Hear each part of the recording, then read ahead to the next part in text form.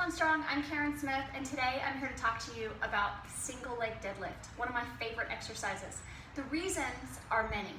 The carryover for this exercise is tremendous. So you're going to be able to utilize the strength, the balance, the flexibility, the mobility that you get from a single leg deadlift with so many other skills.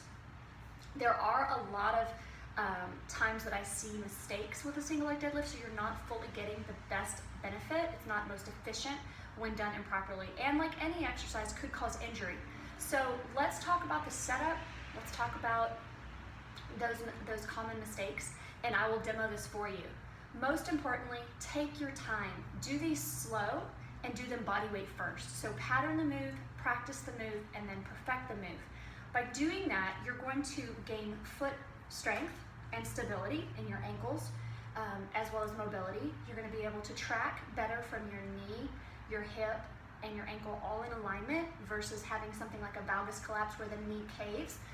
When we do these quick, we pass up our sticking point. So it's important to slow things down, make sure that you're patterning the move correctly, then load it, and maybe also do some isometric holds in the spots that you're weak at. But like I said, if you rush through them, you won't know where those weak spots are. So I'm gonna go ahead and demo the setup and show you body weight and then a kettlebell. First and foremost, I like to be barefoot. In Strong First, we teach really every skill barefoot or in flat shoes so that your spine is in neutral, and also you have better proprioception in your feet if you're gripping the ground, feeling more rooted and balanced. So start barefoot and try this out nice and slow. So you're gonna grip the ground.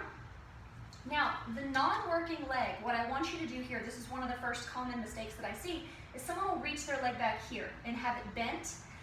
When you do that and you go to reach for a bell, a lot of times the spine will round. So what I want you to think about is that nice, long, neutral spine. So I always start planting the working leg, send the back foot back. Now, you don't even have to lift it off the ground yet, okay? It can be a modification or a progression. So slide that foot back first and get it nice and straight. Push through the heel. Then you're gonna hinge at the hips nice and slow. Nice neutral spine, okay? When we go slow, we can see if the knee starts having any problems caving. If you start getting wobbly, you can work this balance. Another thing is you don't have to raise this leg really high. Those that have the mobility to do so, it's fine. But if you don't, you're gonna lose some of the tension in your glutes by doing that. So make sure it is a hinge.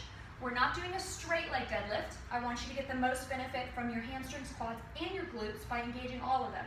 So again, grip the ground, slide that leg back, push through the heel, extend all the way up to your head, nice neutral spine.